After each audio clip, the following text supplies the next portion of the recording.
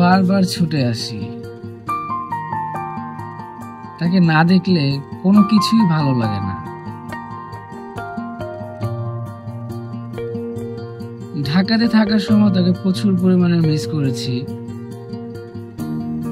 তাই তো মাত্র 15 দিনের ব্যবধানে আবার চলে আসলাম আমার প্রেয়সীকে দেখতে। তাকে না দেখলে মনের ভিতরে একটা ঝড় বয়ে যায়।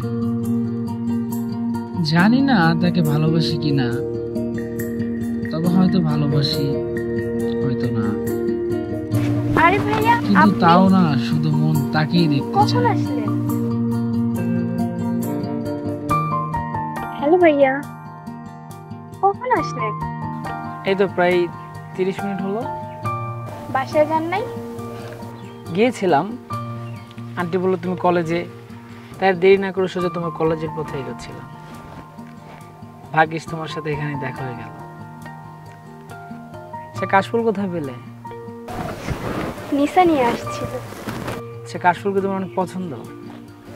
কাশফুল তো সব মেয়েরই পছন্দ থাকে। সব মেয়ের কথা বাদ দাও, তোমার পছন্দ নাকি সেটা বলো। পছন্দ বললে ভুল হবে, আমার অনেক পছন্দ। ও আচ্ছা আচ্ছা, একটা কথা রাখবে?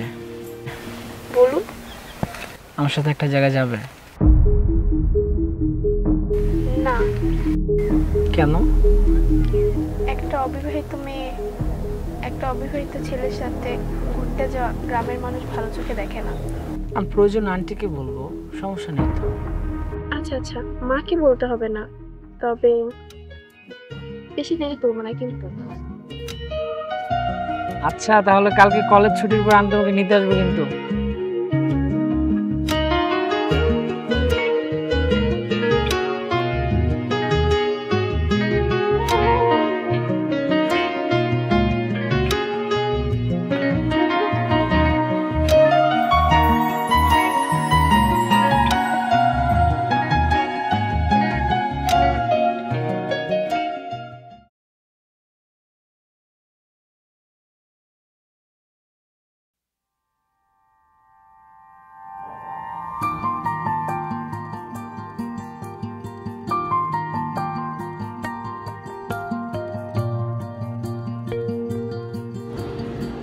চকলেট আর কাশফুল আমার প্রেয়সীর খুবই পছন্দ,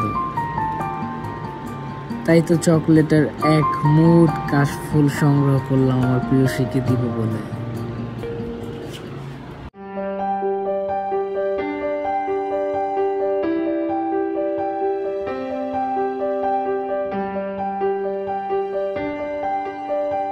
শ্রাবণী, তোমার হাতটা অনেক সুন্দর। এই শ্রাবণী, তুমি ভয় পাচ্ছ? কেউ কখনো এভাবে হাত ধরেনি তো। হ্যাঁ বুঝতে পেরেছি, আর ভয় পেতে হবে না। জায়গাটা অনেক সুন্দর, আমার কাছে বেশ ভালো লাগছে। সার কখনো তুমি এখানে এসেছিলে? এর আগে কখনো আসি নাই, তবে শুনেছিলাম এই জায়গাটা খুব সুন্দর। তোমার কাছে ভালো লেগেছে? অনেক ভালো। আচ্ছা একটা কথা বলবো? বলুন। তুমি এখন থেকে আমার নাম ধরে ডাকবে। আমাদের এখন যাওয়া দরকার ভাইয়া। আগে তুমি করে বলো, তারপর।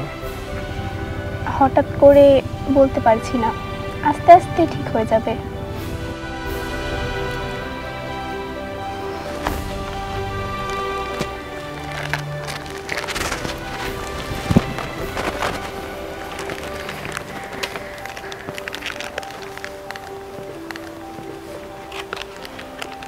কাশফুল তোমার অনেক প্রিয়, আর চকলেট তোমার অনেক পছন্দের, তাই আমার তরফ থেকে ছোট্টখাটো একটা গিফট তোমার জন্য। এই ধরো, নাও এটা। এত লজ্জা পাইতে হবে না।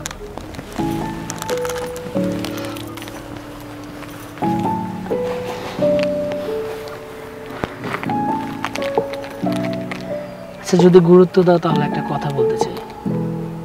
বলুন।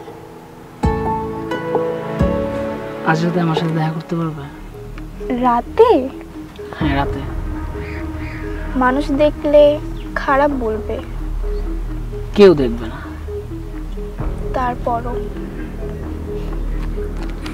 আমাকে বিশ্বাস করতে ভয় পাচ্ছ?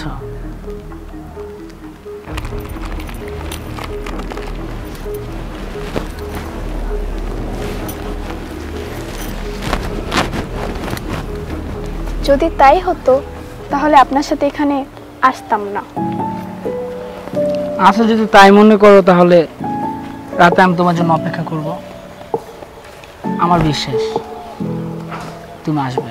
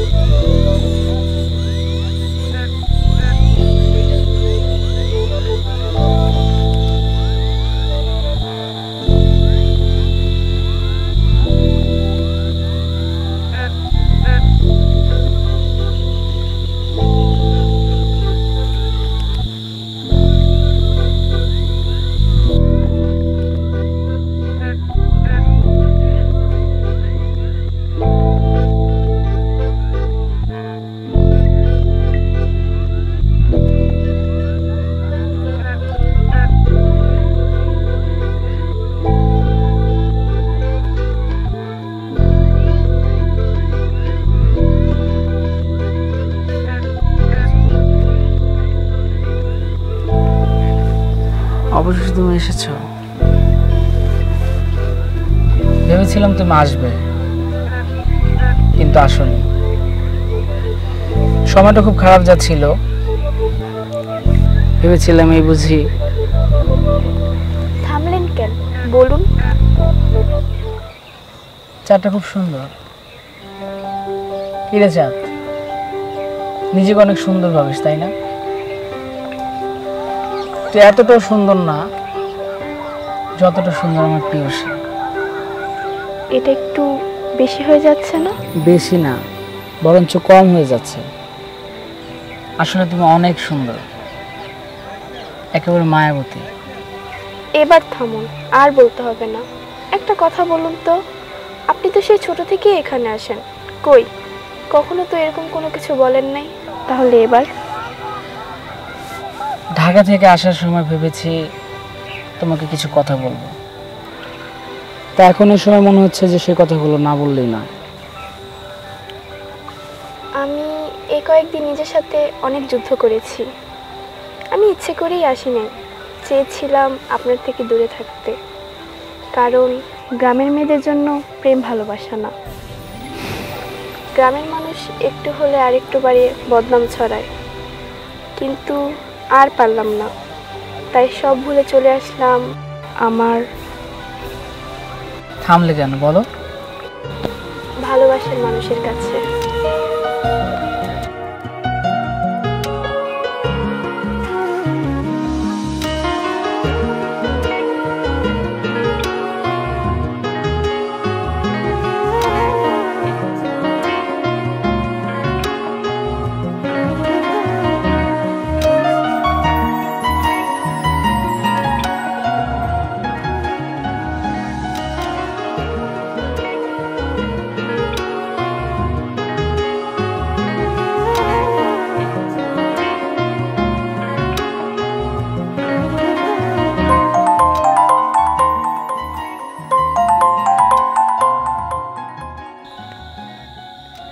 কি রে ভাই, তোর আবার কি হলো?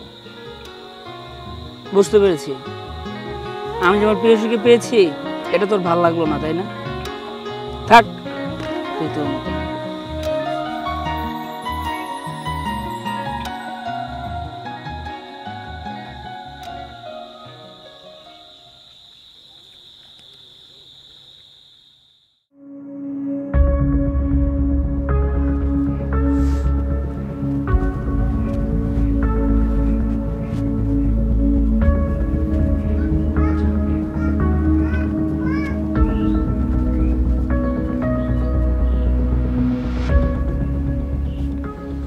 এত রাতে কই গেছিল? আসলে বাবা, শোন মা, তোর কিছু কথা জানার দরকার আছে। বয়, কথাগুলো না জানলে খুবই ক্ষতি হয়ে যাবে। তোর মারে আমি ভালোবাসা বিয়া করি পরিবারের অমতে। আমরা ভালোই ছিলাম। তোর দাদা দাদিও কিছুদিন পর তোর মারে মাইনা নেয়, কিন্তু সমস্যা হয় তখন যখন তুই পৃথিবীতে হস। তোর মায় তোরে জন্ম দিতে গিয়া মারা যায়। তোর দাদা দাদিও কিছুদিন পর মারা যায়। আমরা তখন অনেক অসহায় হয়ে যাই। আর আমগো চেয়ারম্যান অনেক খারাপ লোক ছিল। আমার বাড়ি থেকে আমারে জোর করে বাইক করে দিয়া আমার সব কিছু বেদখলে নিয়ে নেয়। তখন আমি নিরুপায় হয়ে এই জায়গায় আসি। কি করুম, কই যামু, কিছুই বুঝে পাইতেছিলাম না। তখনই তোর আনোয়ার কাকায় আমার একটা থাকার ব্যবস্থা করে দেয়, আমার একটা ব্যবসার জায়গা দিয়ে দেয়। তোর আনোয়ার কাকার কাছে আমরা অনেক ঋণী রে মা। কিন্তু বাবা, আমাকে এখন এসব কথা বলার কি দরকার? দরকার আছে রে মা। তোর আনোয়ার কাকার ছেলে আহাদের সাথে তোর বিয়ের প্রস্তাব পাঠাইছে। আগামী শুক্রবারে বিয়ে হওয়ার কথা ছিল।